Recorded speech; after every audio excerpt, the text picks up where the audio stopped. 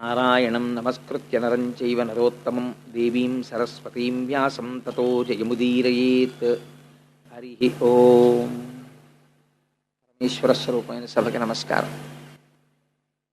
నేటి రోజు నేను మీతో ఒక మాట విజ్ఞాపన చేసి ఉన్నాను. మనిషి తన జీవితంలో ధ్రువుని యొక్క వృత్తాంతాన్ని వినాలి. అందున భాగవతాంతర్గతంగా వినడం అనేటటువంటిది మరింత గొప్ప విషయం. ఎందుకంటే భాగవత ప్రవచనం జరుగుతుండగా వినడం అన్నది. అందున ద్వాదశి నాడు కానీ, పౌర్ణమి నాడు కానీ, అమావాస్య నాడు కానీ, దినక్షయమునందు కానీ, అసుర సంధ్య వేళ కానీ ధ్రువ చరిత్ర వినమని. మనకి ఈశ్వరానుగ్రహం వల్ల ఏమైందంటే భీష్మ ఏకాదశి పక్కన వచ్చినటువంటి ద్వాదశి నిన్నటి రోజున ఉపవసించి భీష్మ ఏకాదశి నాడు మనందరం కూడా ఈశ్వర సంబంధంతో కాలాన్ని గడిపి ఉండడం చేత సత్వగుణం ఉబికి ఉంటుంది. చేత ఈ కాలమునందు ధ్రువ చరిత్ర వినగలిగేటటువంటి భాగ్యం మనకి ఆ కృష్ణ పరమాత్మ కటాక్షించాడు. ఎన్ని జన్మల తర్వాత మనకి ఈ అదృష్టం కలిగిందో.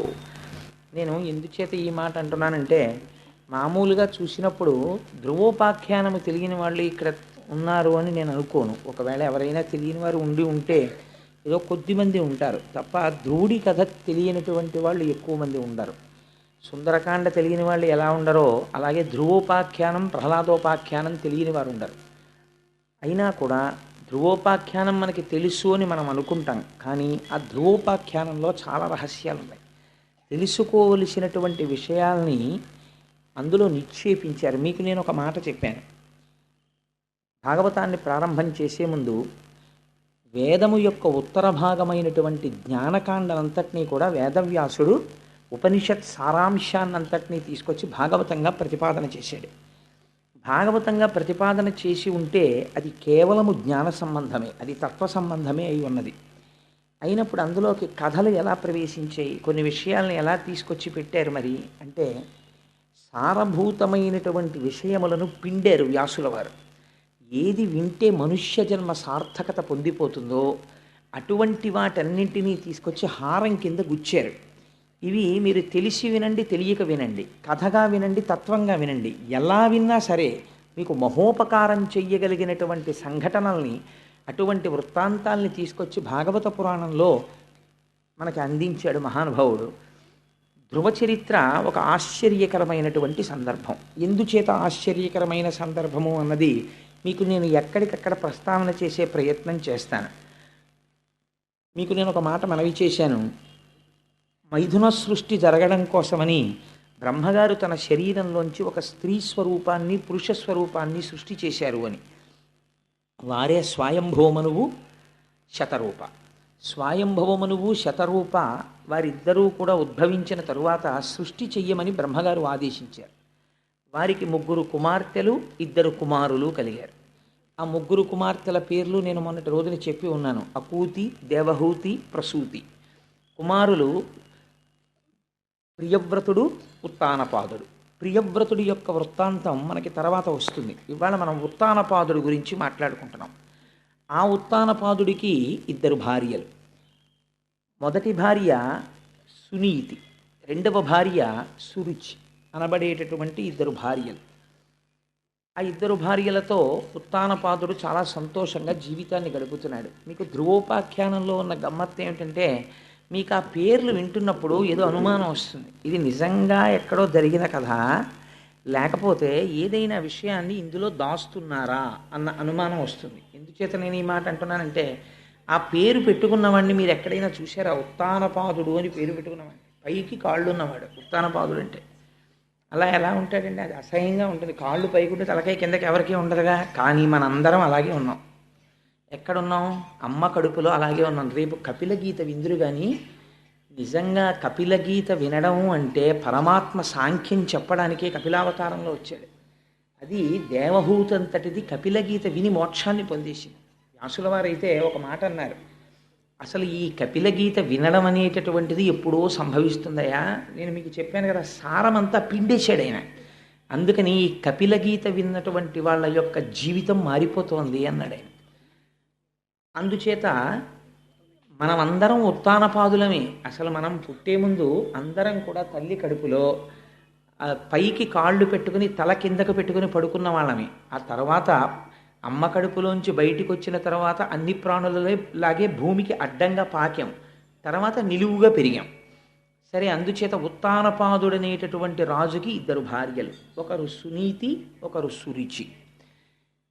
సునీతి అన్న పేరు మీరు వినగానే తెలిసిపోయి ఉంటుంది మీకు. ఆవిడ ఏం చెప్తుందంటే నీతి చెప్తుంది. అందుకని ఆభిముఖ్యం ఉంటుందా? మర్యాద మంచి ఎప్పుడు లోపల నుంచి పలుకుతూనే ఉంటాయి. మనకి మాత్రమే వినపడుతుంది, వేరొకరికి వినపడదు.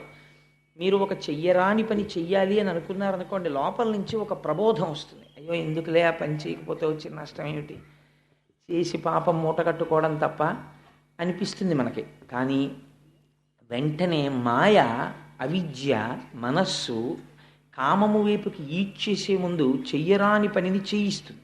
ఆ ప్రబోధము యొక్క బలం ఎక్కువైపోతే అటువైపుకి తిరిగిపోతాం మనం. ఎక్కడో ఉండదు, సంఘర్షణ అంతా ఇక్కడే జరుగుతూ ఉంటుంది. అటువంటి సంఘర్షణ యందు సునీతికి ఒక కుమారుడు, సురుచికి ఒక కుమారుడు కలిగారు. సునీతికి కలిగినటువంటి కుమారుడు ధ్రువుడు, సురుచికి కలిగినటువంటి కుమారుడు ఉత్తముడు. ఇద్దరు కుమారులు కలిగారు. మీరు పేర్లు కొంచెం జాగ్రత్తగా జ్ఞాపకం పెట్టుకోవాలి. ఇలా కూర్చుని ఉండగా, ఎందుకండి ఇదంతా ఏదో చందమామ కథలాగా, ఏమిటి ఆయన భార్యలు, ఇద్దరు పిల్లలు, చెరుకో భార్యకి, మాకు ఎందుకండి అల్లరంతా వ్యాసుల వారు ఇవన్నీ ఎందుకు రచించారు ఈ కథలన్నీ అని మీకు అనిపించవచ్చు. కానీ మీరు ఇందులో ప్రధానమైన విషయాన్ని నేను ధ్రువోపాఖ్యానం చెప్పే ముందు ఒకటి చెప్తాను. మీరు ఆ కోణంలో దీన్ని వినండి. సాధారణంగా ఎవరికైనా జ్ఞానం అనేటటువంటి దాని పట్ల, వైరాగ్యం అన్న దాని పట్ల మమకారం ఎప్పుడు కలుగుతుందండి? అసలు భోగం అనుభవిస్తే వైరాగ్యం అన్నమాట. భోగమే అనుభవించినటువంటి వాడికి వైరాగ్యం అన్న మాటకు అర్థం ఎక్కడుంది? పైగా పోని ఏదో కోపం వచ్చింది, కోపం వస్తే ఎటువైపు కడతాడు? కోపం వస్తే ఏదో ఇల్లు విడిచిపెట్టి పోతాడు, ఎక్కడికో అటు పోతానంటాడు, ఇటు పోతానంటాడు, అమ్మ మీద కోపం వచ్చింది, నాన్న మీద కోపం వచ్చింది అంటాడు. ఎవరి మీదో కోపంతో ఈశ్వరుడి పాదాలు అట్టుకుంటాననేవాడు ప్రపంచంలో ఉండడుగా. ఒకవేళ ఉన్నాడు అనుకోండి, అలా ఉన్నవాడికి నారదుడు ఎదురొచ్చి మాట్లాడగా, ఒకవేళ మాట్లాడాడు అనుకోండి, 5 ఏళ్ల వాడు తపస్సు చెయ్యలేడుగా, ఒకవేళ చేశాడు అనుకోండి, జన్మజన్మాంతరములు తపస్సు చేసిన వాళ్ళకి దొరకనటువంటి శ్రీమన్నారాయణ దర్శనము అత్యంత దుర్లభమైనది దొరకదుగా, ఒకవేళ దొరికిందనుకోండి, వాడు మోక్షాన్ని కోరకుండా ఇంకేదో కోరి శ్రీమన్నారాయణుడు వెళ్ళిపోయిన తర్వాత చేతులు పిసుక్కుని ఏడవడుగా. మరి ఇవన్నీ ఎలా జరిగాయి? ధ్రువోపాఖ్యానంలో ఎందుకు నడిపించారు వ్యాసుల వారు ఆ కథనం అంత గొప్పగా? ఈ రహస్యాన్ని మీరు ఇప్పుడు వినాలి. అది వింటే, ఆ కోణంలో వింటే ధ్రువోపాఖ్యానం ద్వాదశి నాడు వినమని ఎందుకు చెప్పారో మీకు అర్థమవుతుంది. సరే, ఆ సునీతి యొక్క కుమారుడు ధ్రువుడు, సురుచి యొక్క కుమారుడు ఉత్తముడు. రాజైనటువంటి ఉత్తానపాదుడికి భార్య అయినటువంటి సురుచి యందు ఉన్నటువంటి ప్రేమ సునీతి యందు లేదు. లేదా సునీతి యందు లోపల గౌరవం ఉన్నా సురుచికి లొంగిపోయిన వాడవడం చేత సునీతిని గౌరవించలేడు. సురుచి పట్ల ఉన్నటువంటి లొంగుబాటు అటువంటిది. అంటే మీరు దీన్ని కొంచెం జాగ్రత్తగా అర్థం చేసుకున్నారనుకోండి, ఎక్కడుంది అది? ఇక్కడే ఉంది. సునీతి కూడా ఇక్కడే ఉంది.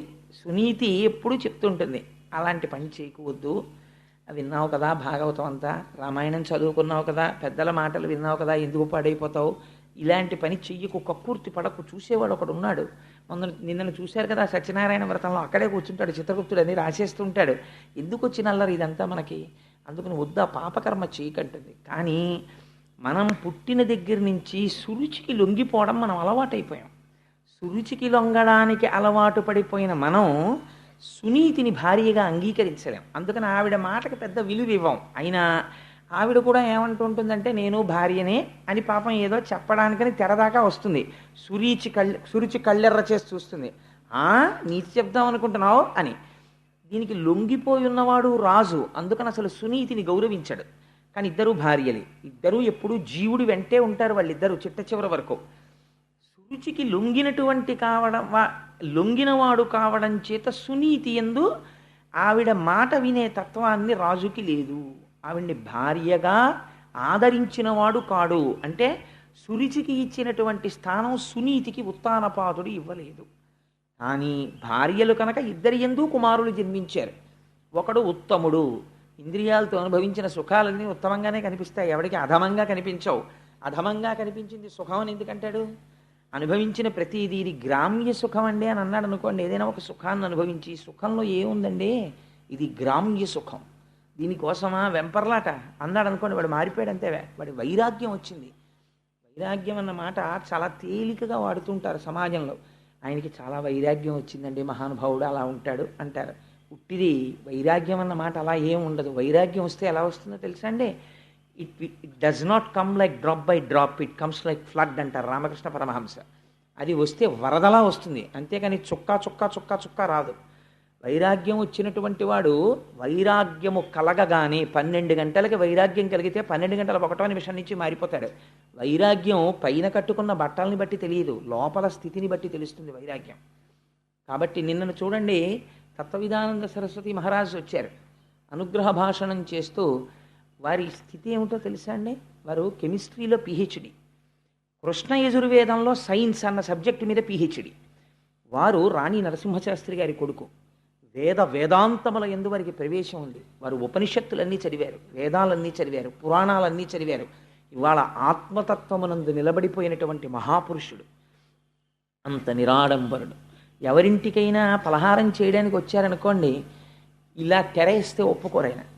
బ్రహ్మము తింటోంది, బ్రహ్మమును తింటోంది, నాతో పాటు తింటున్న వాళ్ళందరూ కూడా బ్రహ్మము తింటోంది, దానికి తెర ఎందుకని అడుగుతారు. అందరికీ పెట్టారా అండి అని అడుగుతారు. అందరూ తిన్నారా అండి అని తాను కూడా అందరితో పాటు కూర్చుని తింటారు. అందరికీ అన్ని ప్రశ్నలకి జవాబులు చెప్తారు.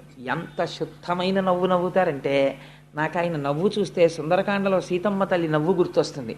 అంతటి వారు నిన్ననొచ్చి అనుగ్రహ భాషణం చేయడానికి అక్కడ కూర్చుని, మీరు మర్యాద చూడండి. మనం విష్ణు సహస్రనామ స్తోత్రం చేసుకుంటున్నాం, ఆయన ఒక మాట అనొచ్చు, ఏమండి నేను అనుగ్రహ భాషణం చేసి వెళ్ళిపోయాక మీరు చేసుకుందరు కానీ పారాయణని. అయ్యయ్యో చేసుకోండి అన్నారు. అప్పటి వరకు అలా కూర్చుని, స్వామి మీరు అనుగ్రహ భాషణం చేయండి అంటే, వారి గురించి నేను చెప్పి ఉన్నాను అన్నాను, అంతే, నేనేం చెప్పలేదు నిన్న. ఆయన అన్నారు, కాలములో వచ్చి కాలములో వెళ్ళిపోయేవి, మిగిలినవన్నీ 2 మాత్రం సత్యాలు. ఒకటి, నేను దయానంద సరస్వతి మహారాజు శిష్యుణ్ణి, నన్ను తత్వవిధానంద సరస్వతి స్వామి అంటారు. ఆయన వైరాగ్యం చెప్పడానికి ఆ 2 మాటలు చాలు. ఈ జీవుడు పిహెచ్డీలు ఇవి నా వెంట వచ్చేవి కావు, కానీ నా స్వస్వరూపమును నాకు భాషింపచేసిన గురువు ఎవరో అది సత్యం. ఆ గురువు వలన తెలుసుకున్న జ్ఞానము చేత ఈ శరీరమునకు పెట్టబడిన పేరు వదిలి తత్వమును తెలుసుకున్న తర్వాత నేను పొందిన స్థితి సత్యం.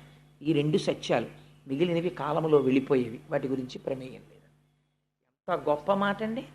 ఎంత వైరాగ్యమన్న సముద్రంలోంచి పుట్టుకొచ్చిన ఆణిముత్యాల మాటలు.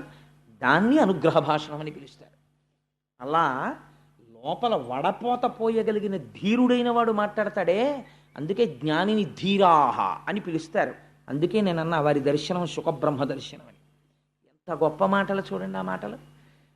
సో వైరాగ్యం అనేటటువంటిది చుక్క చుక్క చుక్క చుక్క చుక్క రాదు, వస్తే వరద కింద వస్తుంది అంతే, మనిషిని మార్పు తీసుకురావడానికి.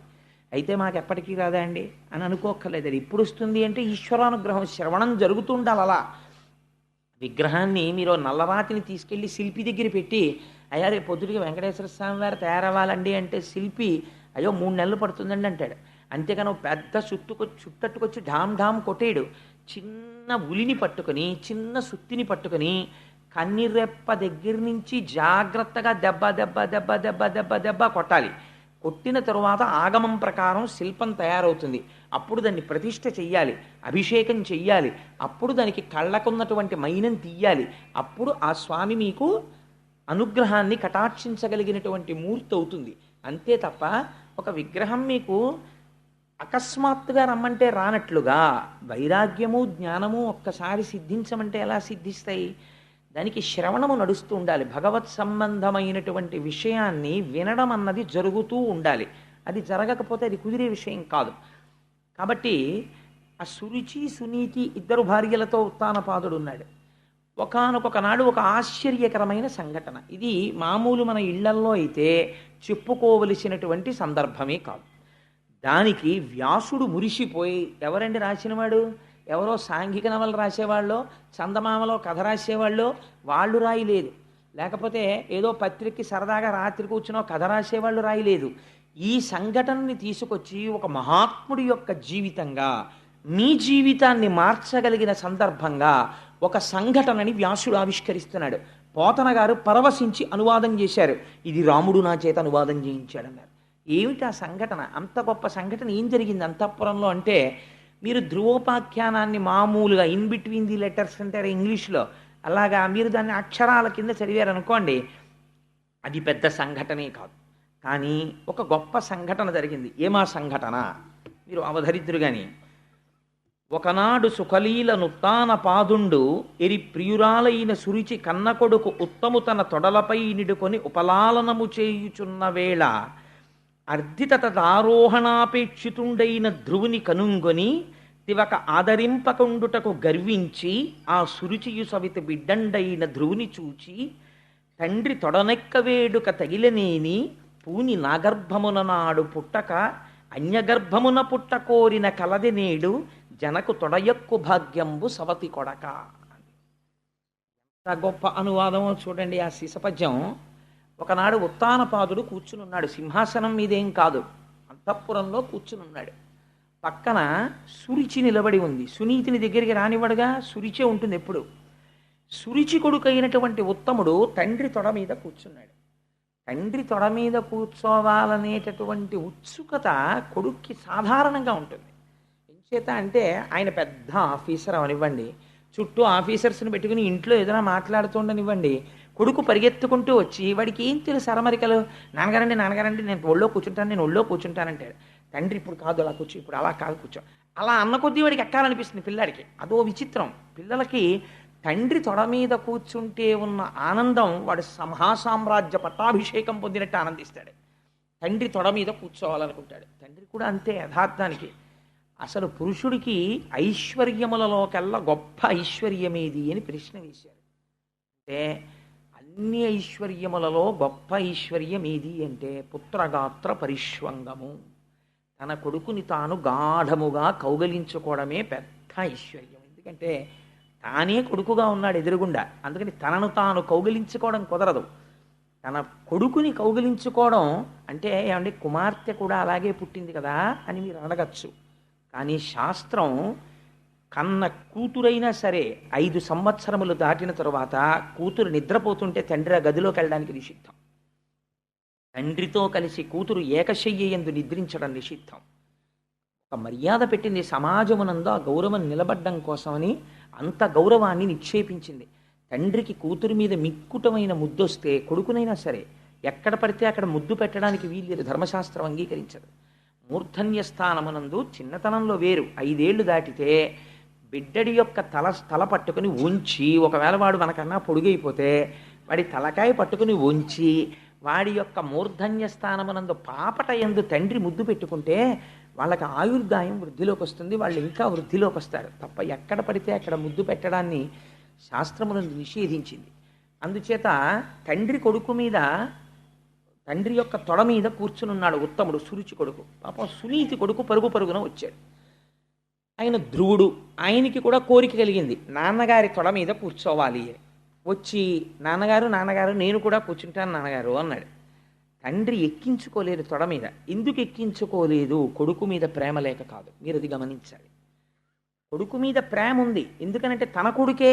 కొడుకుల యందు భేదం ఉండదు, భార్యల యందు భేదం ఉండొచ్చు శాస్త్రంలో, అదో గమ్మత్తు. ఎందుకంటే రెండూ తన తేజస్సులే. అందుకని ఆ కొడుకు యందు ప్రేమ ఉంది, కానీ ఆ కొడుకుని ఎందుకు ఎక్కించుకోడు? సురుచి పక్కన ఉంది. నా కొడుక్కి సునీతి కొడుక్కి ఇద్దరినీ తొడ మీద కూర్చునే స్థానమా అంటుంది. అందుకని ఆవిడ ఉండగా కూర్చోపెట్టుకోలేడు, అందుకని ఎక్కించుకోవడానికి ఇష్టపడలేదు. కానీ జవాబు చెప్పలేదు. ఎందుకు ఎక్కించుకోడు, ఎందుకు కూర్చోపెట్టుకోడు, తన కొడుకే కదా అన్నదానికి జవాబు చెప్పలేదు. వీల్లేదని తోసేసి సురుచి వంక చూస్తున్నాడు. ఆవిడేమన్నా అనుకుంటుంది మనం, ఒకవేళ సురుచి ఆ రోజున ఏమయ్యా పోన్లే ఏం పోయింది, పిల్లాడే కదా నీ కొడుకే కదా కూర్చోబెట్టుకోవాడిని కూడా అందనుకోండి, ఆనాడు తప్పకుండా ఉత్తానపాదుడు కూర్చోపెట్టుకున్నాడు అనుకోండి. భాగవతంలో ఈ ఆఖ్యానం లేదు, అయిపోయిందంతే అక్కడితో. ఆయన కూర్చోపెట్టుకోలేదు, సురుచి వంక చూస్తున్నాడు. మన జీవితమే. కానీ ఇక్కడ ఒక గమ్మత్తు జరిగింది. మీ జీవితం మారడానికి ఏదో ఒక సంఘటన ఆది కావాలి. మీరు ఏ సంఘటనని మీరు తీసుకోలేకపోయారనుకోండి ఆలంబనంగా, ఎప్పటికీ జీవితం మారదు. ఎక్కడో అక్కడ వెనక్కి తిరిగి చూడాలి. వెనక్కి తిరిగి చూస్తే ఆత్మావలోకనం అవుతుంది. మీరు అలా అవలోకనం చెయ్యకుండా కాలంతో పాటు పరిగెడితే దానికి అవలోకనం ఉండదు ఇక. కాబట్టి ఇక్కడ సురుచి వంక చూశాడు ఒకసారి. చూస్తే ఆవిడంది ఒక గమ్మత్తైన మాట అంది. ఏముందంటే, తండ్రి తొడనక్క వేడుక తగిలినేని పూని నాగర్భమున నాడు పుట్టక అన్యగర్భమున పుట్ట కోరిన కలది నేడు జనకు తొడయెక్కు భాగ్యంబు సవతి కొడక. ఎంత గొప్పగా అడ్రస్ చేసిందో చూడండి. సవతి కొడక అంటే నాతో పాటుగా సవతి అయిన దాని కొడుక, నీకు తండ్రి గారి తొడ మీద కూర్చోవాలని కోరికగా ఉందా? నీకు నిజంగా తండ్రి తొడ మీద కూర్చునే అదృష్టం పొందినవాడివైతే నా కడుపున పుట్టుండేవాడి. నీ అమ్మ కడుపుని ఎందుకు పుడతావు? ఆ అమ్మ కడుపున పుట్టిన వాడికి ఈయన తొడ ఎక్కే అదృష్టం ఎక్కడుంటుంది? నా కడుపున పుట్టుంటే ఆయన తొడ ఎక్కే అదృష్టం ఉండుండేది.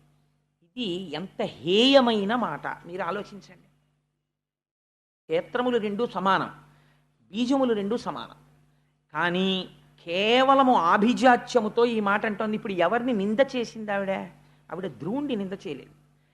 సవతి కొడక అని పిలవడంలో తన సవతిని చిన్నబుచ్చుతోంది. ఆవిడ కడుపున పుట్టిన నీకు భార్య అయితే అయిందేమో, ఎప్పుడో ఈయన అనుగ్రహాన్ని పొందితే పొందిందేమో, కానీ ఆవిడ కడుపున పుట్టిన వాడికి ఆయన తొడ ఎలా ఎక్కుతావురా?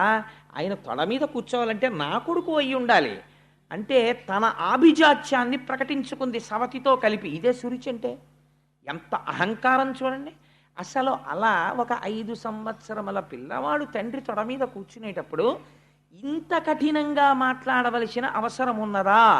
మీరు సురుచికి సునీతికి ఎంత తేడా ఉంటుందో ధ్రువోపాఖ్యానంలో కనిపెట్టాలి. ఒక్కొక్క ఇంట్లో ఒక్కొక్క స్త్రీ మాట మాట్లాడుతుంటుంది. మీరు ఆ మాటని బట్టి ఆవిడ సురుచియో సునీతియో మీరు కనిపెట్టేయచ్చు. ఆవిడ సురుచి అనుకోండి, ఆయన నాశనం అయిపోయాడని గుర్తు. ఆవిడ సునీతి అనుకోండి, ఆయన అదృష్టం పండిపోయిందని గుర్తు. ఎందుకో తెలుసా అండి?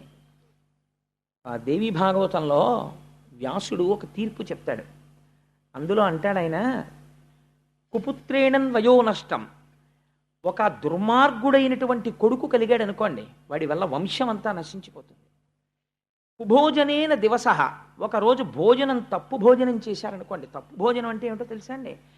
శాస్త్రమునందు ఏ పదార్థం పడితే ఆ పదార్థం ఎలాంటి చోట పడితే అలాంటి చోట తినకూడదు. అన్నిటికన్నా పెద్ద పీట వేసి తినవలసిన భోజనం ఏమిటో తెలుసా అండి? భగవన్నివేదన చేసినటువంటి ప్రసాదము. అది తాను భక్తుడైతే తన ఇంట దొరుకుతుంది, తాను నైవేద్యం పెట్టుకు తింటాడు. రెండవది, ప్రయత్నపూర్వకంగా తాను వెళ్ళి తినవలసింది ఏమిటో తెలుసా అండి? ఎవరైనా పిలిస్తే రమ్మనమని తాను కాదనకుండా వెళ్ళి తినాలి. భాగవత శేషం. మహాభాగవతులై జ్ఞానులై పరమహంసలై నిరంతరము భగవంతుని యొక్క పాదముల యందు తిరుగాడేటటువంటి వారు ఏ ఇంటికైనా వచ్చి పదార్థమును తీసుకుని వెళ్ళిపోతే వారికి పలహారం పెట్టి పంపకూడదు. వారితో వచ్చిన వారికి కూడా పెట్టాలి. ఎందుకో తెలుసా అండి? వారు తిన్నప్పుడు ఆ రాశి యందు మిగిలినది భాగవత శేషమవుతుంది. వారు తినగా మిగిలిన ఉచ్ఛిష్టము కింద లెక్క అది ఆ రోజున. అది ఆ రోజున మనం కూడా వెళ్ళి తిన్నామనుకోండి, ఆ భాగవతోచ్ఛిష్టము తినడం చేత మన మనస్సుని సంస్కరించేస్తుంది. అది భగవంతుడి వైపుకు తిప్పుతుంది. ఎందుకంటే వారు తినగా మిగిలిన పదార్థం అది. అందుకని అలాంటిది తినమని శాస్త్రం చెప్తోంది. అందుకని భాగవత శేషానికి ఎవరైనా పిలిచారనుకోండి, వారు నిజంగా భాగవతులైతే మీరు ప్రయత్నపూర్వకంగా అమ్మ తప్పకుండా వస్తానని వెళ్ళి తినాలి భాగవత శేషాన్ని. పెట్టేవారికి కూడా మర్యాద ఉండాలి. వారు వచ్చింది భాగవత శేషం కోసం వచ్చారు అన్న మర్యాదతో పెట్టాలి తప్ప చూసి చూడకుండా అలక్ష్యంతో విస్తరియందు వడ్డన జరిగి ఉండి ఉండకూడదు. సరే, అది వేరే విషయం. అందుకని నువ్వు నా తొడ మీద కూర్చోడానికి, తండ్రి తొడ మీద కూర్చోడానికి నా కడుపున పుట్టిన వాడివైతే నువ్వు ఆ భాగ్యాన్ని పొంది ఉండేవాడివి. నువ్వు సునీతి కడుపున పుట్టావు, నీకెలా దక్కుతుందా భాగ్యం? నీకు దక్కదంది. అంటే ఇప్పుడు ఆవిడ పౌరుషం ఎవరి వైపుకు వెళ్ళింది? ఎవరిని కించపరిచి మాట్లాడుతోంది? తన సవతిని కించపరిచి మాట్లాడుతోంది. అది ఒక 5 సంవత్సరముల పిల్లవాడి దగ్గర మాట్లాడవలసిన మాట కాదు. ఇది పిల్లవాడికి అర్థం అవుతుందా? పోనీ అయ్యో ఏంటి మా అమ్మ కడుపున పుట్టడం వల్ల నేను తొడెక్కకూడదంటుంది ఏమిటి అని వాడు ఆశ్చర్యంగా, వాడికి కారణం అర్థం కాలేదు. 5 సంవత్సరముల పిల్లవాడికి ఈ కారణం అర్థం కాక అయోమయంగా ఆవిడ వంక చూశాడు. నీ కడుపున పుట్టడం, అమ్మ కడుపున పుట్టడానికి ఎవరికైనా వాళ్ళ అమ్మ కడుపు వాళ్ళకి గొప్ప. మీరు ఇంకొకటి ఆలోచించండి. నేను ఒక తల్లి కడుపున జన్మించాను, నువ్వు ఆ తల్లి కడుపున జన్మించి ఉండకుండా ఉండవలసినది అన్నారనుకోండి, అది నా ప్రమేయమా, నా ఎన్నిక? ఈశ్వరుడైతే అలా పుడతాడు. అయినా నేను ఏ కడుపున పుట్టినా నా యొక్క నడువడి చేత ఆ కడుపు ధన్యం అవ్వాలి. అందుకే ఒక మహాపురుషుడు కనపడ్డాడు అనుకోండి, ఒక ఆయన పరమ భాగవతోత్తముడో లేకపోతే దేశసేవ చేసినవాడో సత్పుత్రుడో అనుకోండి, వెంటనే ఎవరిని స్మరిస్తారంటే తండ్రిని స్మరించరు ముందు. ఏ తల్లి కన్న కొడుకో, మహానుభావ మిమ్మల్ని ఏ అమ్మ కందోనండి అంటారు. తన వల్ల అమ్మ కడుపు పండుతోందా, లేకపోతే అమ్మ కడుపు ఫలానా అమ్మ కడుపున పుట్టడం వల్ల తను గొప్పవాడవుతాడా? అసలు ఆ మాట తప్పు. సురుచి చెప్పిన మాట తప్పు. కాబట్టి సురుచి చెప్పేవన్నీ అలాగే ఉంటాయి మాటలు. ఈ మాటలు మాట్లాడుతుంటే ఉత్తానపాదుడు ఊరుకున్నాడు. అందుకే పైకి కాళ్ళెట్టి కిందకి తలెట్టి పుడుతూ వెడుతూ ఉంటాడు. ఇలా సురుచికి లొంగినవాడు కాబట్టి ఎంత ధర్మాన్ని ప్రతిపాదన చేసేస్తున్నాడో చూడండి వ్యాసుడు. పైకొక్క సీసపద్యం, లోపల ఇన్ని రహస్యాలు. అందుకని ద్వాదశనాడు విని దగ్ధమైపోతుందన్నారు అజ్ఞానం. కాబట్టి ఏమైంది, అటువంటి మాట సురుచి మాట్లాడుతుంటే వింటుంటే అర్థం కాక పిల్లవాడు ఆవిడ వంక చూశాడు. చూస్తే సురుచి అంది, వీడికి అర్థం కాలేదని, నా కడుపున పుట్టడం అంటే మళ్ళీ టంగుని ఏదో నా కడుపులో దూరి మళ్ళీ బయటికి రావడం కుదురుతుందా? నా కడుపున పుట్టడం అంటే మాటలు అనుకున్నావా? నా కడుపున పుట్టడం అంటే దానికి ఎంత అదృష్టం ఉండాలో తెలుసా అని ఒక సిద్ధాంతం చేసేసింది తనకి తానే. ఇది అలా సిద్ధాంతం చేయడానికి తనకి యోగ్యత పాత్రత నిజంగా ఉన్నాయనుకోండి, తను మహాజ్ఞాని అనుకోండి, తాను మహాపురుషుడు అనుకోండి, ముందుండేది ఏమిటో తెలుసా అండి? అపారమైన లజ్జ ఉంటుంది, చాలా సిగ్గుగా ఉంటుంది. తనకి ఎవరో బ్రహ్మరథం పడుతున్నారు అనుకోండి, చాలా సిగ్గుపడిపోతాడు. ఎందుకంటే బాబు ఇవన్నీ నాకు అంటాడు. తత్వవిధానంద సరస్వతి మహారాజును చూడండి, మీరు ఏమైనా కొంచెం ఎక్కువ గౌరవం చేసే ప్రయత్నం చేశారనుకోండి, ఆయన సిగ్గుపడిపోతారు. అయ్యయ్యో ఎందుకండి బాబు నాకు అవన్నీ అంటారు. గట్టిగా పువ్వులు తీసుకెళ్ళి మీరు ఆయన పాదాల మీద వేస్తే ఆయన అంగీకరించరు. ఎందుకంటే అవన్నీ అలా చేయకండి అంటారు. మీరు ఇంకో 4 పూలదండలు వేస్తే ఆయన అంగీకరించరు. ఎందుకంటే అవన్నీ అలా వేసేస్తారా, అనవసరం అన్ని పూలదండలు అంటారు. 2 మాటలు ఎక్కువ పొగిడారనుకోండి, చాలా సరళంగా అవన్నీ కాలగతిలో వెళ్ళిపోయేవండి, అవన్నీ ఏంటి అంటారు. అసలు జ్ఞాపకంలోకి తెచ్చుకోరు. వాళ్ళు లజ్జతో ఉంటారు. ఎందుకనంటే ఆ మాటలు వాళ్ళని శూలం పెట్టి పొడిచినట్టు ఉంటాయి. ఎందుకురా బాబు ఈ పొగడ్తలన్నీ నాకు అన్నట్టుగా ఉంటారు వాళ్ళు. అందుకని ఆ సిగ్గుతో కూడినటువంటి స్థితి ఈశ్వరానుగ్రహం. భక్తి ఉన్న వాళ్ళకి మాత్రమే అబ్బుతుంది. భక్తి లేకుండా రాజసమైన స్థితిలో ఉన్నవాడికి పొగుడుతుంటే చాలా సంతోషంగా ఉంటుంది. అయితే ఒకటి, అది ఒకనాటికి సాత్విక భక్తి కింద పరిణమించవచ్చు. నిజంగా ఆయన చాలా మంచి పనులు చేసినవాడు అనుకోండి, ఒకవేళ ఇవాళ పొగిడితే సంతోషించవచ్చు. కానీ ఆ భక్తి ఒకనాడు ఆయన్ని ఉద్ధరిస్తుంది, ఆయన్ని మంచి స్థితికి తీసుకెడుతుంది, రాజసంలోంచి తామసంలోకి తీసుకెడుతుంది. నిష్కారణ పొగుడుకోకూడదు. అందులో తనని తాను పొగుడుకున్నాడు అనుకోండి, వెంటనే తాను చచ్చిపోయినట్టే, ఆత్మహత్య చేసేసుకున్నట్టు. కాబట్టి ఇప్పుడు ప్రాయశ్చిత్తం చేసుకోవాల్సి ఉంటుంది. సురుచి ఎలా మాట, సురుచితో బాగా సంగం ఉన్నవాడికి ఉండే అలవాటు ఏమిటో తెలుసా అండి? తన్ని పొగుడుకోవడం, ఎదుటివాళ్ళలో దోషం పడుతూ ఉండడం. ఎప్పుడూ ఎదుటివాళ్ళలో దోషం పడుతుంటాడు, తనని పొగుడుకుంటుంటాడు. అంటే ఆయన సురుచిని భార్యగా పొంది ఉన్నాడు, లొంగి ఉన్నాడని పసిగట్టవచ్చు. కాబట్టి నువ్వు ఎక్కువ మాట్లాడక్కర్లేదు. నీకు లోకం యొక్క పోకడని ఒక వృత్తాంతంలో తేల్చేస్తాడండి వ్యాసుడు. ఆయన సమర్థత అటువంటిది అని ఆవిడంది. నిజంగా నీకు ఆ నాన్నగారి తొడ మీద కూర్చోవాలని కోరిక ఉంటే నా కడుపున పుట్టి ఉండవలసింది. నా కడుపున పుట్టలేకపోయావు కదా, నా కడుపున పుట్టలేకపోయిన వాడు ఇప్పుడు మళ్ళీ తండ్రి తొడ మీద కూర్చోవాలంటే ఏ పని చేయాల్సి ఉంటుందో తెలుసా? అదిగానా నీ వదోక్షు పాద పద్మములాశ్రయింపు పాయక హరినా యుదరమున పుటనిచ్చును వదలక ఎట్లయిన ముదము వడసెదవనగా. మళ్ళీ నువ్వు నా కడుపులోంచి బయటికొచ్చి మీ తండ్రి తొడ మీద కూర్చోవాలంటే, నా కడుపున పుట్టేటంతటి అర్హత నువ్వు పొందాలంటే ఏం చెయ్యాలో తెలుసా? అదోక్షజుడు అంటే ఇంద్రియములకు లొంగనివాడు ఉన్నాడే, అటువంటి మహానుభావుడైనటువంటి శ్రీ మహావిష్ణువు యొక్క పాదారవింద సంసేవనం చేస్తే, ఆయన అనుగ్రహిస్తే, ఆయన అనుగ్రహించాడని గుర్తేమిటో తెలుసా? శ్రీమన్నారాయణ అనుగ్రహము కలిగితే నువ్వు నా కడుపున పుడతావు. అల్లా పుట్టాడు రా ఉత్తముడు, అందుకని తండ్రి తొడ మీద కూర్చున్నాడు. శ్రీమన్నారాయణ అనుగ్రహము నీ యందు లేదు, అందుకని నువ్వు ఎక్కడ పుట్టావు? సునీతి యందు పుట్టావు. అసలు నిజంగా అనుగ్రహం ఉంది కాబట్టి సునీతి యందు పుట్టాడు. అనుగ్రహం లేదు కాబట్టి ఉత్తముడు సురుచి యందు పుట్టాడు. ఆవిడేం చెప్తోంది? తిరగేసి చెప్తోంది. ఇది ఎవరి మాటలో తెలుసా అండి? మొత్తం సుందరకాండని తీసుకొచ్చారు ఈ తేటగీతి పద్యంలోకి. ఎవరు మాట్లాడతారు ఈ మాటలో? విహర రమస్వ భుంచ్వ భోగాన్ ధన నిచయం ప్రతిశామి మిదినించ మయిలలనే యథాసుకత్వం తైచ సమేత్త లలంతు బాంధవాస్తే. రావణుడు మాట్లాడతాడు సుందరకాండలో, ఎందుకు ఈ తపస్సు, ఎందుకు ఈ ఒంటి జడ, ఎందుకు ఈ ఉపవాసాలు, హాయిగా రమించు, భోగించు, నీకు కావలసినంత డబ్బిస్తాను అని ఈశ్వరుడి వైపుకి తిరుగుతున్నటువంటి మనస్సుని భౌతికమైనటువంటి సుఖము వైపుకి తిప్పుతాడు. పైగా ఇది ఎంత అదృష్టం ఉంటే సుఖపడగలమండి. ఒక విచిత్రమైన వేదాంతం చెప్తాడు. ఇంటిలో ఐశ్వర్యం ఉండి ఏకాదశి నాడు ఉపవాసం చేశాడు. ఎందుకు చేశాడు? భగవంతుడి కోసం.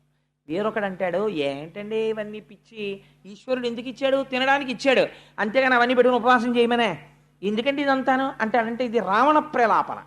కాబట్టి అది వాడు ఏకాదశి వ్రతం చేస్తున్నాడు కాబట్టి వాడు ఉపవాసం ఉన్నాడు అని తెలుసుకోడు, ఒక నింద కూడా చేస్తాడు.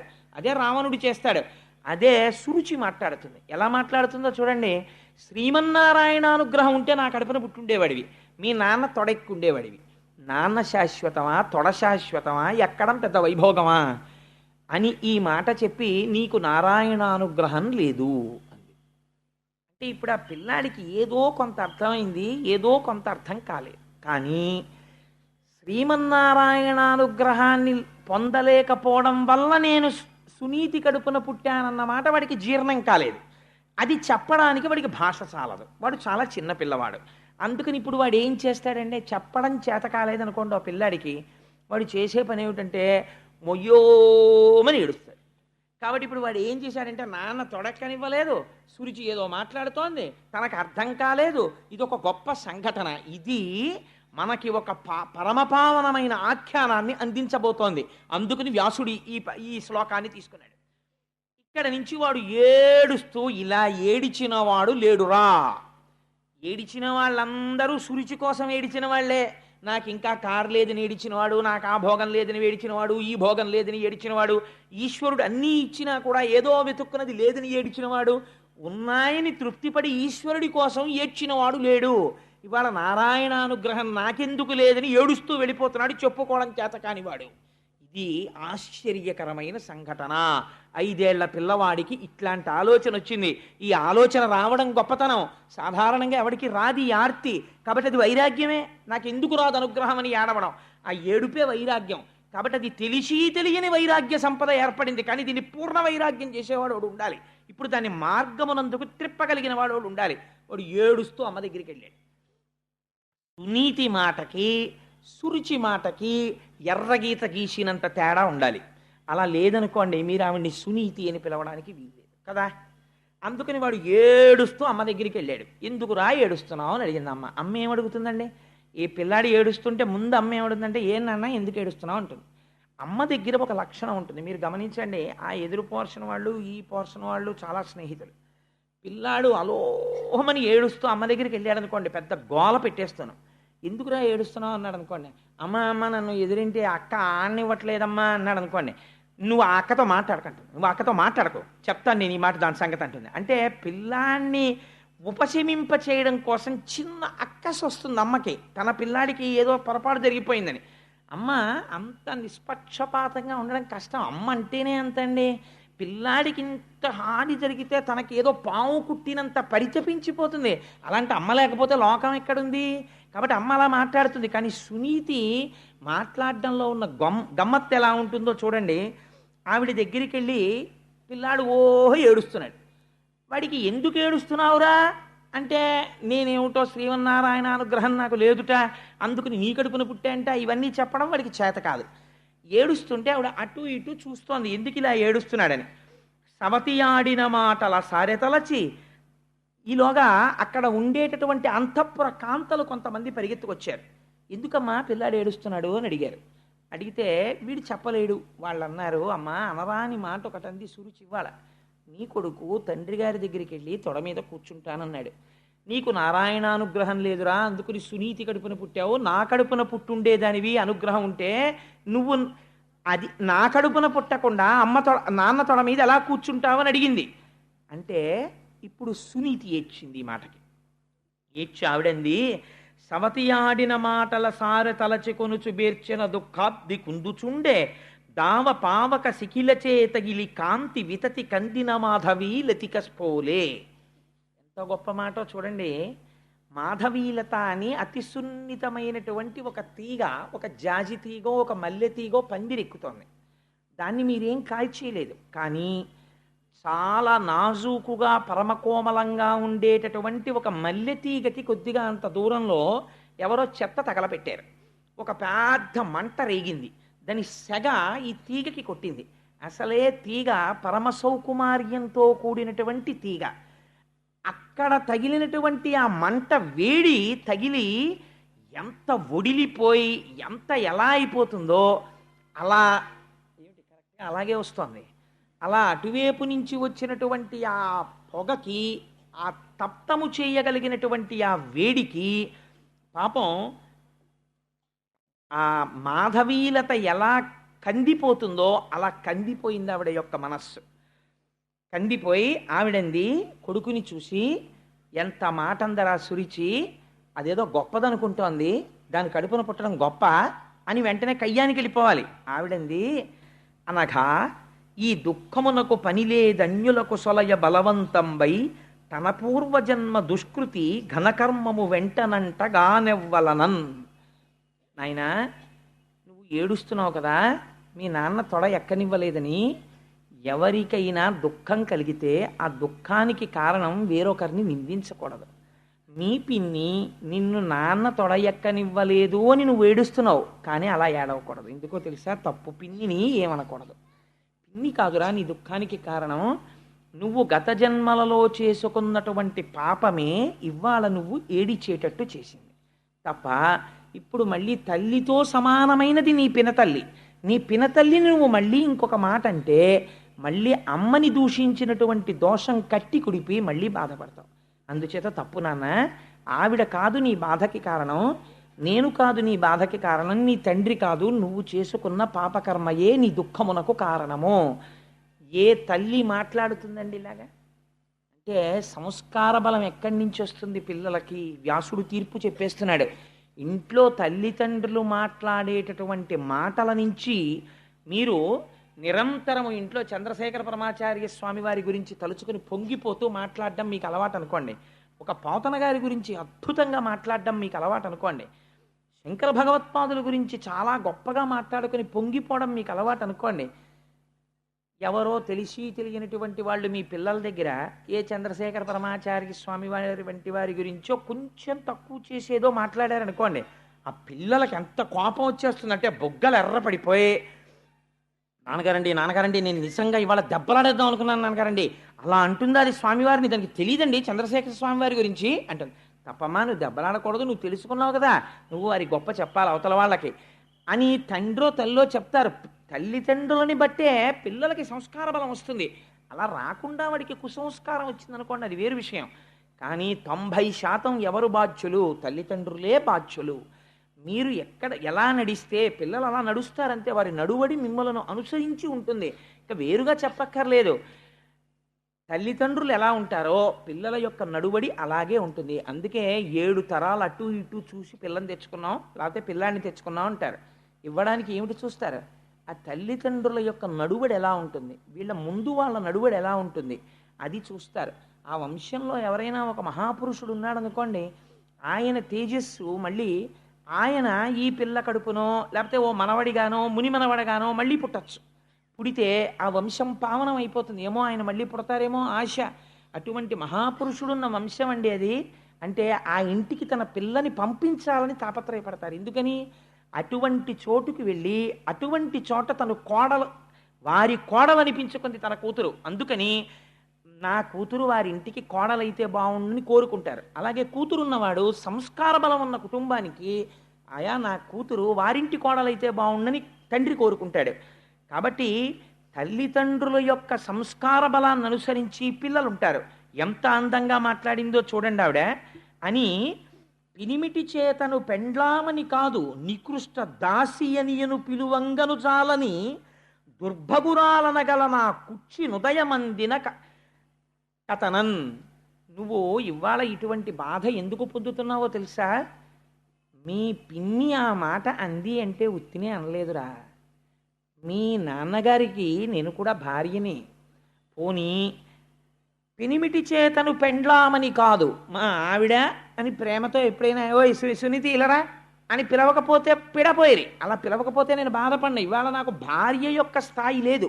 ఒక నికృష్టమైన దాసి ఇద్దరూ పక్క పక్కన నిలబడితే మీ నాన్నకి ఏదైనా గబుక్కుని పిలవవలసి ఉంటే నికృష్టమైనటువంటి ఆ దాసిని పిలుస్తాడు, కానీ నన్ను పిలవడం ఎందుకో తెలుసా? నికృష్ట దాసి అని అను పిలువంగను చాలని దుర్భగురాలగు నా కుచ్చి ఉదయమందిన కథనం. అంటే ఇప్పుడు ఎవరిని నిందించుకుంటోంది? నా పాపకర్మ నన్ను కట్టి కుడుపుతోంది. మీ నాన్న చేత సురుచి పొందినటువంటి అదృష్టాన్ని నేను పొందలేకపోయాను. నేను పొందలేని కారణం వల్ల నువ్వు పొందలేకపోయావు. తప్పించి నా దురదృష్టం రా. మీ నాన్నగారు ఒక భార్య పట్ల అలా, ఒక భార్య పట్ల ఇలా ఉన్నారు అంటే అది నా దురదృష్టం. నా దురదృష్టం నిన్ను కూడా వెంటాడుతోంది నా కడుపున పుట్టడం వల్ల తప్ప ఆవిడ ఒక్కరిని ఒక్క మాట అనలేదు. తన యందు దోషం ఆరోపించుకుని మాట్లాడింది. ఇలా మాట్లాడగలగడానికి, ఇంత సంస్కారయుతంగా ఉండడానికి చాలా కష్టమండి. అవి ఏదో నేర్చుకుందామంటే వచ్చే మాటలు కావు. A situation of crisis reveals your character అంటారు. మామూలుగా నడువడి అందరూ నడుస్తారు. ఇప్పుడు సంధ్యావందనం చెయ్యాలండి ప్రతిరోజు అన్నాం అనుకోండి, ఇంట్లో ఉన్ననాళ్ళు హాయిగా సంధ్యావందనం ప్రతివాడు చేస్తాడు. ఏదో ఎక్కడో ఏదో ఊరు వెళ్ళాడు, ఆ ఊళ్ళో ఏదో కాటేజీలో ఉన్నాడు. అప్పుడు సంధ్యావందనం చేయవలసి వచ్చింది అనుకోండి, సంధ్యావందనం ఇవాళ చేయకపోతే ఏమండి అని ఏదో తప్పనిసరి పరిస్థితుల్లో ప్రాయశ్చిత్త శ్లోకం చదివాడు, సరే. అన్నీ అనుకూలంగా ఉన్నప్పుడు ధర్మ నిర్వహణ గొప్పే ఉందండి. ఏది అనుకూలం కానప్పుడు ధర్మం నిర్వహిస్తే గొప్ప. రామచంద్రమూర్తికి అన్నీ కలిసి రాలేదు. ఆయనకి ఎన్ని కష్టాలు పడ్డాడో, ఎన్ని కష్టాలు పడ్డా ధర్మాన్ని మాత్రం ఆయన వదిలిపెట్టలేదు. ధర్మాన్ని వదిలిపెట్టకుండా ఉండడం గొప్ప. అందుకని నీ శీలము పైకి ఎప్పుడు వస్తుంది అంటే, ఒక ఉద్విగ్నమైనటువంటి సంఘటన జరిగినప్పుడు ఎవరి శీలం ఏమిటో పైకి వచ్చేస్తుంది. అప్పుడు మీరు మాట్లాడే మాటలని బట్టి, ఒక సంఘటన యందు మీ ప్రవర్తనని బట్టి, మీరు భక్తులో, మీకు శాస్త్ర ప్రావీణ్యం ఉన్నదో, మీరు నేర్చుకున్నది మీరు నడువడిలో పెట్టినవారో కాదో తేల్చేస్తుంది, బయట పెట్టేస్తుంది ఆ సంఘటన.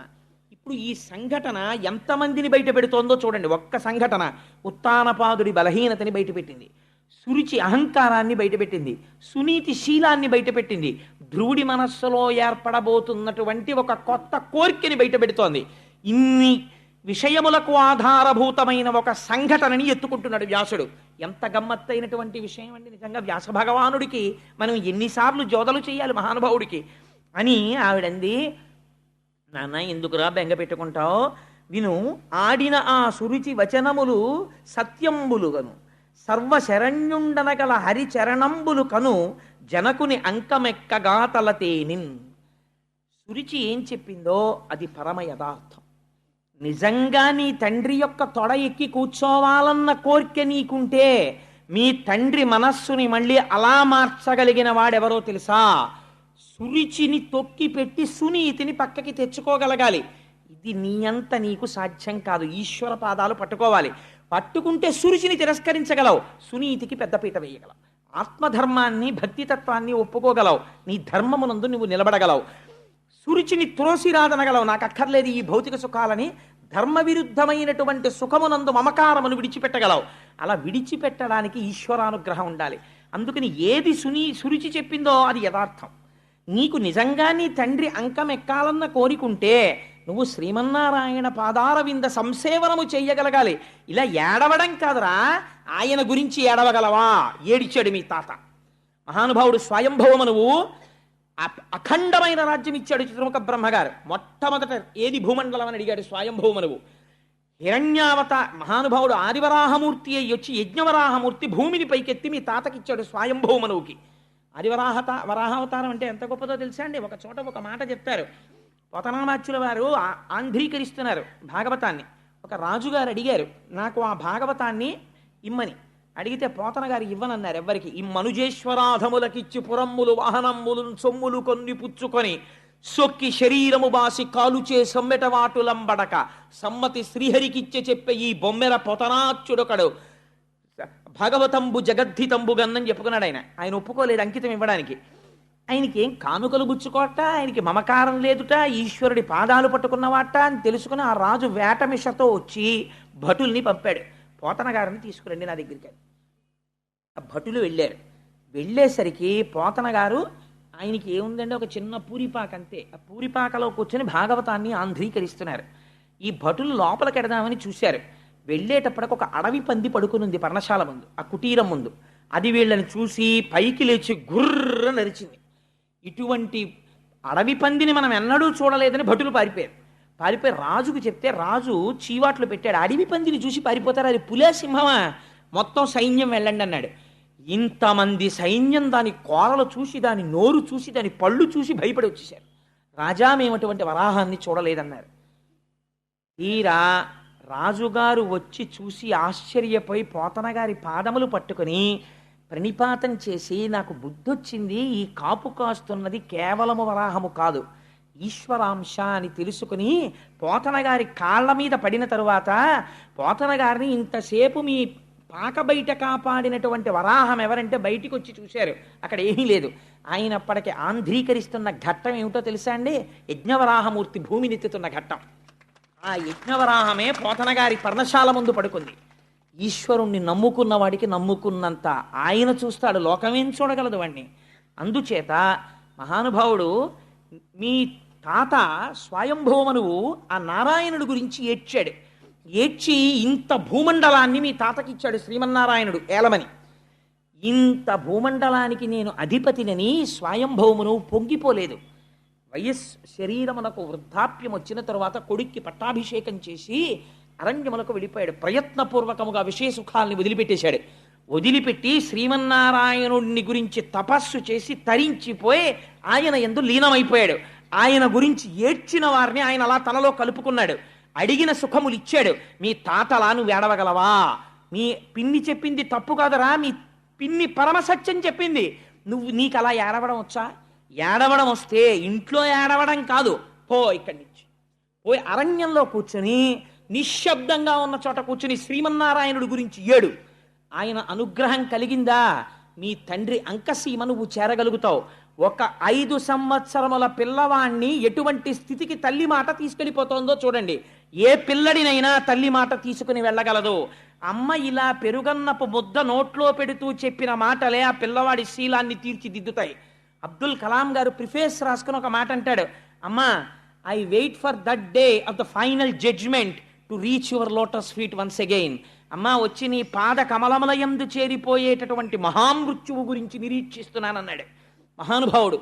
అమ్మా, నాడు ఆకలితో నేను పరిగెత్తుకొస్తే నేను నేల మీద కూర్చుని అమ్మా ఆకలేస్తోందంటే నువ్వు కంచంలోంచి అన్నపు ముద్ద కలిపి నా నోటిలో పెట్టి నాకు నువ్వు అందించిన సంస్కార బలం రోజుకి దేశం గురించి 18 గంటలు అలమటించి 6 గంటలు నిద్రపోవడంలో పెళ్లి చేసుకోవాలన్న స్పృహ మరిచిపోయేటట్టు చేసింది ఆయన. అటువంటి మహర్షి అబ్దుల్ కలాం అంటే. అటువంటి రాష్ట్రపతి పాలిస్తున్న దేశంలో నేను ఉన్నందుకు గర్వపడుతుంటాను నేను. అటువంటి మహాపురుషుడు ఋషి కాడండి కలాం గారు. అటువంటి వాడు వింగ్స్ ఆఫ్ ఫైర్కి ప్రిఫేస్ రాస్తూ ఒక మాట అన్నాడు, అమ్మా, నువ్వు పెట్టిన అన్నం నీ స్థితికి తెచ్చింది, మళ్ళీ నేను ఎన్నడూ నీ పాదములకు చేరిపోతానో, ఎప్పుడొచ్చి నీ పాదములకు నమస్కరిస్తానో అని ఫైనల్ జడ్జిమెంట్ డే కోసం వెయిట్ చేస్తున్నానమ్మా అన్నాడు. పోతన గారు వాడారు ఆ మాట. మహామృత్యు కాలంబునన్ అజామిలోపాఖ్యానం విందురు కానీ ఎలా ఉంటుందో అసలు ఆ నామం అంటే ఏమిటో విందురు కానీ. సరే, అది వేరు విషయం. ఎలాగో వచ్చేస్తున్నాయి కదా, పప్పు కూర పచ్చడి అన్నీ తర్వాత గరిట్లో అన్నీ పట్టుకుని సిద్ధంగా ఉన్నారు. దాని తర్వాత ఒకటి ఎలాగో వడ్డించేస్తారు. సరే, అందుచేత ఈ మాట చెప్పింది తల్లి. ఈ మాట చెప్తే తల్లి చెప్పిన మాట పిల్లవాడి తల్లోకి ఎక్కిందంతే. ఈ మాట చెప్పగానే, సరే నేను బయలుదేరతానమ్మా, శ్రీమన్నారాయణుడి గురించి నేను తపస్సు చేస్తాను, చేసి ఆ స్వామి అనుగ్రహాన్ని పొందుతాను. పిల్లవాడి తిక్కని దేని కింద మారుస్తోందో చూడండి. ఈ కౌశలం తల్లికి ఉండాలి. తల్లి వాళ్ళ మీద నేరాలు వీళ్ళ మీద నేరాలు పిల్లలకి నేర్పితే సంస్కార బలం రమ్మంటే ఎక్కడి నుంచి వస్తుందండి? తల్లి ముందు గొప్ప గొప్ప సంఘటనలు నేర్చుకుని ఒక పెరుగన్నం పెడుతూ, ఒక మహాత్మా గాంధీ గారి జీవితంలో ఎప్పుడు మారారో ఆయన ఆటోబయోగ్రఫీలోంచి, తండ్రి ఆఖరణ నోటి వెంట మాట్లాడలేక మృత్యువులోకి వెళ్ళిపోతున్నప్పుడు కన్నుల వెంట కారిన నీటి బిందువులు గాంధీ గారిని మార్చాయి. ఎంతమంది తల్లిదండ్రులు ఇవ్వాలటువంటి సంఘటనలు పిల్లల్ని కూర్చోపెట్టుకుని చెప్తున్నారు. వాకాటి పాండురంగారావు గారు మహానుభావుడు దిక్సూచి అని వ్యాసాలు రాశాడు. ఆయన నేను ఇప్పటికి మర్చిపోను. అందులో ఆయన ఒక మాట అంటారు, there are only 2 burdens to this nation. The first burden is he who says thanks to his mother and wife. ఈ జాతికి 2 బరువులు. ఒకటో బరువు ఎవరంటే తన తల్లికి భార్యకి థ్యాంక్స్ చెప్పేవాడు. నీ తల్లికి నువ్వు ఎన్ని థ్యాంక్స్ చెప్తే నువ్వు నీ రుణం తీర్చుకుంటావు. నీ భార్యకి నువ్వు ఎన్ని మాటలు థ్యాంక్స్ చెప్తే రుణం తీర్చుకుంటావు. నీ తేజస్సుని స్వీకరించిందా, నీ రూపంలో నీ వంశాన్ని పెంచిందా, నువ్వు ధర్మానుష్ఠానమనందుంటే నీకు అన్నం వండి పెట్టిందా, నీ కోసం ఇంటి పేరు వదిలిందా, నీ కోసం గోత్రం వదిలిందా, ఇది చెప్పేవాడు లేడా? రామాయణం అక్కర్లేదా? భాగవతం అక్కర్లేదా? దిక్కుమాలిన సీరియల్స్ అన్నీ కావలసి వచ్చాయా? పనికిమాలిన వాళ్ళు రాసినవన్నీ పెద్ద పెద్ద విశేషాలు అయ్యాయా? అవి అవార్డులు రివార్డులా? పిల్లలకు ఆ సంస్కారం మనం ఇంజెక్షన్ చేస్తున్నామా? వాళ్ళు విషపు పురుగులు కాకపోతే సాధు గోవులు కమ్మంటే ఎలా అవుతారు? వాళ్ళకి మనం ఎక్కడిస్తున్నాం సంస్కార బలం? సంస్కార బలం అందిస్తే వాళ్ళు సంస్కారవంతులు అవుతారు. అందించకుండా సంస్కార బలం పొందమంటే వాళ్ళు ఎక్కడి నుంచి పొందుతారు? పిల్లడికి ఆనందం పొందాలి. మా తాతగారి దగ్గరికి పరిగెత్తి మా తాతగారు మంచం మీద పడుకుని రాత్రి అలా ఏవో పద్యాలు చదువుకుంటుంటే మా తాతగారి పక్కన పడుకుంటే, తాతగారండి కథ చెప్పండి తాతగారండి అంటే, మా తాతగారు రాత్రి నాకు నిద్ర పట్టే వరకు వర్ణించి చెప్తుంటే ఒక్కొక్క కథ. ఈ జాతికి సంస్కారవంతులైన మహాపురుషులందరూ పునర్జన్మలు ఎక్కడ పొందారో తెలుసా అండి? తాతల పక్కన పడుకుని మంచాల మీద, నాయనమ్మల ఒళ్ళో అమ్మ పెట్టిన పెరుగన్నపు ముద్దలతో కలిపి పెట్టినటువంటి చిన్ని చిన్ని కథలలో, శివాజీ వరకు. అదే నిజమైన పాఠశాలలు మన సంస్కృతికి, అవే నిజమైనటువంటి ఆలయాలు. అవి ఇవాళ సరే, ఇంకా దాని గురించి నేను మాట్లాడను. అందుచేత ఆవిడంది వెళ్ళి శ్రీమన్నారాయణుడి గురించి తప్పించరా, నీకు ఆ సమర్థత ఉందా అంది. పిల్లవాడు కదా, ఒక్క ఉదుటున లేచాడు. అమ్మా నేను ఎందుకు చేయలేను, నేను చేస్తాను అని గబగబా వెళ్ళిపోతున్నాడు అంతే ఇంట్లోంచి. ఎవరండి? 5 ఏళ్ల పిల్లవాడు. వెళ్ళిపోతుంటే తల్లి వెంటనే మళ్ళీ పరిగెత్తుకెళ్ళి వెనక్కి తీసుకొచ్చేయలేదు, బయలుదేరందంతే. ఇప్పుడు ఎవరు వచ్చారో తెలుసా అండి?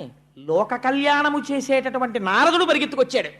ఇలా చెప్పిన అమ్మ ఎక్కడుంది, ఇలా పరిగెత్తిన పిల్లాడెక్కడున్నాడు రా? చాలా ఆశ్చర్యం జరిగిపోతోంది ప్రపంచంలో. ఇదేమిటో నేను చూడాలి. ఇప్పుడు పిల్లలకి ఒక విచిత్రమైనటువంటి లక్షణం ఉంటుంది. ఇంట్లో అమ్మా నాన్న ఎంతైనా చెప్తారు, స్కూల్కి పంపించేటప్పటికి మిగిలిన వాతావరణం వాళ్ళని డామినేట్ చేస్తుంది. గురువు దాన్ని పసికట్టి దిద్దగలగాలి. అందుకని నారదుడు పరిగెత్తుకొచ్చాడు. ఇప్పుడు చూడండి ఆయన ఎలా మాట్లాడతాడో, ఎంత అందంగా మాట్లాడతాడో. ఆ పొంగుతున్న పాల మీద నీళ్లు చల్లే ప్రయత్నం చేస్తాడు. ఏమిటో ఇవన్నీ అని. అప్పుడు పిల్లాడు అబ్బే లేదండి అలా కుదరదు. నిజమేనా అండి? అయ్యి బాబాయ్ మీరు మహానుభావుడు, అలా అయితే సరేనండి నేను ఇంట్లో పోతానులేండి, మా అమ్మ తెలియక పాపని చెప్పింది అన్నాడు అనుకోండి, అయిపోయింది అంతే. మళ్ళీ గురువు దీన్ని తీర్చిదిద్దాలి. నీటిలో 1000 సంవత్సరములు నానిపోయినటువంటి శిల దొరకడం ఒకెత్తు, దాన్ని శిల్పి చెక్కడం ఒకెత్తు. ఇది గురువుల యొక్క అనుగ్రహం అంటే. అందుకొచ్చాడు నారదుడు. ఇప్పుడు ఎలా చెక్కుతున్నాడో చూడండి. ఆయన అన్నాడు, ఒరే నాన్న ఎక్కడికి రా ఇలా పరిగెడుతున్నావు అన్నాడు. ఆ ధ్రువుడు 5 ఏళ్లవాడు. ఇలా బొగ్గలు అదిరిపోతున్నాయి, కళ్ళు ఎర్ర పడిపోయి ఉన్నాయి, కోపం. అప్పటిదాకా ఏడుచున్నాడు. అన్నం తినెళ్ళరా అని కూడా అనలేదు అమ్మ, గుక్కెడు నీళ్లు తాగరా అనలేదు. వెళ్ళిపోతున్నాడు. ఆ కోపంతో ఒక్కసారి నిలబడ్డాడు. డొక్కలు అదిరిపోతున్నాయి ఆవేశంతో. నేను అడవికి వెళ్ళిపోతున్నాను, నేను నారాయణుడి గురించి తపస్సు చేస్తానన్నాడు. నారదుడు నవ్వి అన్నాడు, దేనికి రానికి నారాయణుడి గురించి తపస్సు అన్నాడు అని తన పరమపావనమైనటువంటి చేతిని ఆ ధ్రువుని యొక్క శిరస్సునందుంచాడు. ఇదే మార్పు. గురువు తనంత తాను సంకల్పించి ఎప్పుడు శిష్యుడి పట్ల అపారమైన వాత్సల్యంతో ఆయన మూర్ధన్య స్థానమునందు చెయ్యి పెడతాడో అప్పుడు గురువులో ఉండేటటువంటి అనుగ్రహము శిష్యుడిలోకి ప్రసరణ జరుగుతుంది. ఈ బుద్ధి నీకు నిలబడుగాక. ఇలా పరిగెత్తిన పిల్లలు లేరు. ఆటల కోసం పరిగెత్తారు, పాటల కోసం పరిగెత్తారు, నారాయణుడి కోసం పరిగెడుతున్నావు. నువ్వు ఒక కొత్త చరిత్రని ఆవిష్కరించాలిరా అని తలపేద చెయ్యి పెట్టాడు. అంతే. ఆయన అన్నాడు, నేను అడవికి ఎందుకు వెళ్తున్నానో తెలుసా? నారాయణుడి కోసం వెళ్తున్నాను. ఏం చేస్తావు నారాయణుడి కనపడితే అన్నాడు. నోటికి తెలిస్తే కదా ఏం కోరాలో. అన్నిటికన్నా చాలా పెద్ద పదవి కోరుతానన్నాడు. పిల్లలు చూడండి, ఒరే మీ నాన్నగారు కలెక్టర్ గారు రా, మీ బాబాయ్ గారు సూపరింటెండెంట్ రా, ఇంకొక ఆయన ప్రొఫెసర్ రా, నువ్వేమవుతావు? వాళ్ళకన్నా పెద్ద పోస్ట్ చేస్తానంటాడు. అంతకన్నా పెద్ద పోస్ట్ ఏమిట్రా అంటే ఏమో నాకు తెలియదు, కానీ నేను ఇంకా పెద్ద చేస్తానంటాడు. అలా ఆ పిల్లాడి మాటల్ని యథాతథంగా తీసుకొచ్చేసిందండి భాగవతం. ఆయన అన్నాడు, నేను చాలా పెద్ద పదవికి వెళ్ళిపోతానన్నాడు. ఏం పెద్ద పదవికి వెళ్ళిపోతావురా అన్నాడు నారదుడు. ఏమో, నన్ను అడక్కండి, ఆయనకి తెలుసు ఏం పెద్ద పదవి ఇవ్వాలో. ముందు నేను ఆయన్ని చూడాలి, ఆయన దగ్గర మాట్లాడాలి. మా అమ్మ చెప్పింది ఆయన ఇవ్వగలడని.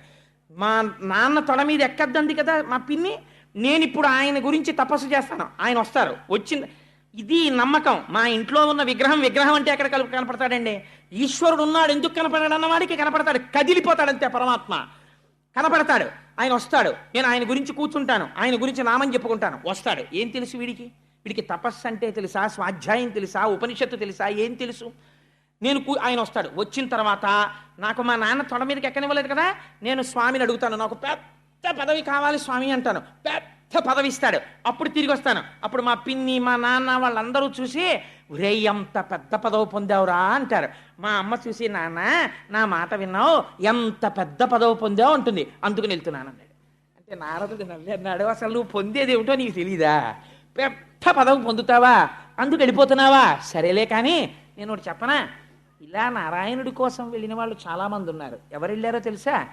ఇంద్రియములను జయించే ప్రయత్నం చేసి వెళ్ళి కూర్చుని తపస్సు చేసి రాత్రింబవళ్ళు బొటనవేలు మీద నిలబడి తపస్సు చేసిన వాళ్ళకి శ్రీమన్నారాయణ దర్శనం అవ్వలేదు. అంతంత కష్టాలు పడ్డ వాళ్ళకి. నువ్వు పిల్లవాడివిరా, నీకు తెలియదు, ఇంకా నీకు తిక్కొచ్చిందంటే దీన్ని తిక్కంటారు. పిల్లవాడివి, నీకు మానవమానాలు ఏమిట్రా? నీకు నేను ఒక పెద్ద సూత్రం చెప్తాను నాన్న, ఆ సూత్రం మనసులో పెట్టుకుంటే నీకు మనస్సునందు కలిగినటువంటి ఖేదము పోయి నీకు మనస్సు శాంతిగా ఉంటుంది. ఏమిటో చెప్పనా? సుఖము దుఃఖము ఈ రెండూ కూడా మనస్సుకి సంబంధించినవి. మనస్సు ఇష్టపడితే సుఖంలా కనపడుతుంది. ఆయనకి బాగా స్నేహితుడు, ఆయన ఏదైనా పరిహాసం ఆడుతూ మీరు ఎప్పుడు ఇంతేనండి అని ఏమన్నా అన్నాడు అనుకోండి, అంటే చాలా సంతోషంగా ఉంటుంది. ఎందుకంటే మంచి స్నేహితుడు అంటున్నాడు, ఒప్పుకుంటాడు. అది ఇష్టం లేనివాడు అన్నాడు అనుకోండి, చాలా కోపం వచ్చేస్తుంది. ఎందుకంటే ప్రధానం ఆయన అంటే ఇష్టం లేదు. సుఖ దుఃఖములకు కారణము మనస్సు. కాబట్టి ఇవి రెండు ద్వంద్వములు. ఆ రెండింటినీ సమానంగా తీసుకున్నావనుకో, భగవంతుడి పాదాలు పట్టుకుని నువ్వు వివేక బుద్ధి కలిగిన వాడవు అని పెద్దలు అంటారు. చాలు, అంతకన్నా నీకేం పెద్ద విషయాలు అక్కర్లేదు. ఇప్పుడు నీకు నేను ఒక 3 సూత్రాలు చెప్తాను, బాగా గుర్తుపెట్టుకో. నీకన్నా చాలా గౌరవింపదగిలినటువంటి పెద్దలు కనపడ్డారనుకో, నువ్వు వాళ్ళని గౌరవించి నమస్కరించు, ఆదరించు, సంతోషించు. వారు పెద్దలు కనపడితే, నీకన్నా ఈశ్వర విభూతి ఎక్కువ ఉన్నవాళ్ళు కనపడితే వాళ్ళని చూసి అసూయ పడకెప్పుడు. ఈశ్వర, వాళ్ళు ఎంత తపస్సు చేశారో, నాకన్నా ఎక్కువ విభూతిని వారు పొంది ఉన్నారు అని సంతోషంతో ఆయన విభూతి ఎక్కువ ఉన్నవారిగా చూసి సంతసించి నమస్కరించు. నీతో సమానమైన విభూతి ఉన్నవారైతే మేమిద్దరం సమానంగా పొందామని మిత్రత్వం చెయ్యి. నీకన్నా తక్కువ విభూతి ఉన్నవాళ్ళు కనిపిస్తే, ఈశ్వర వీళ్ళు కూడా పైకి రావాలని కోరుకుని కారుణ్యంతో ప్రవర్తించు. ఈ 3 గుర్తుపెట్టుకున్నావు అనుకో, చక్కగా వృద్ధిలోకి వస్తావు. ఏనన్నా ఇంట్లోకి పోతాడు. నిజంగా నారదుడు ఎంత అందంగా మాట్లాడాడో చూడండి. నిరుత్సాహపరిచాడా? నిరుత్సాహపరచలేదు. పోని నిజంగా ఇంట్లోకి వెళ్ళిపోయాడు అనుకోండి, ధ్రువుడు పాడైపోతాడా? పాడైపోడు. గురువు ఎలా మాట్లాడాలో అలా మాట్లాడాడు. మళ్ళీ ఇంకొంచెం సోపానములు ఎక్కించేటట్టే మాట్లాడాడు. కానీ ఇప్పుడు ఆ పిల్లాడు నిలబడిపోయాడు అనుకోండి, ఇప్పుడు నారదుడు ఆశీర్వదించాలి. ఆయన స్పర్శ ఎక్కడికి పోతుంది? ఆ పిల్లాడు అన్నాడు, మీరు చెప్పిన మాటలు వినడానికి ఏమిటో చాలా సొంపుగా ఉన్నాయి కానండి, నేను పుట్టుక చేత క్షత్రియుణ్ణి కదా, రాజుల ఇంట్లో పుట్టాను కదా, నాకు కొంచెం పౌరుషం ఎక్కువండోయ్. మా పిన్ని నన్నంత మాట అంది, ఇక్కడ అయింది గాయం. నాకు ఇప్పుడు ఈ గాయం పోవాలంటే ఒకే ఒక రసాయనంతో పోతుంది. దీనికి బయట మందు లేదు. ఇంకా శ్రీమన్నారాయణ సందర్శనం అనేటటువంటి రసాయనమే మా పిన్ని మాటలనేటటువంటి ఈ లోపల కలిగినటువంటి వ్రణమును మాన్పగలదు. అందుకని కనపడతాడా కనపడడా, నేను పొందగలనా పొందలేనా వదిలిబారండి, నాకు బెంగలేదు. నేను వెళ్ళి శ్రీమన్నారాయణుడి దర్శనం అవ్వడానికి తపస్సు చేస్తానంతే, నేను వెళ్ళిపోతున్నాను అన్నాడు. వీడికి ఎక్కడికి వెళ్ళాలో తెలియదు, తపస్సు అంటే ఏం చెయ్యాలో తెలియదు, ఎలా కూర్చోవాలో తెలియదు, ఏమీ తెలియదు, వెళ్ళిపోతున్నాడు. ఈ పట్టుదలని గుర్తించాడు. ఇది గురువు అంటే. పట్టుదలని గుర్తించి ఆ పట్టుదలని మార్గం వైపుకి నడుపుతాడు. పట్టుదల ప్రతివాడికి ఉంటుంది, దానికి మార్గమును ఏర్పాటు చెయ్యాలి, ఏర్పాటు చేసి అటు వైపుకి తిప్పాలి.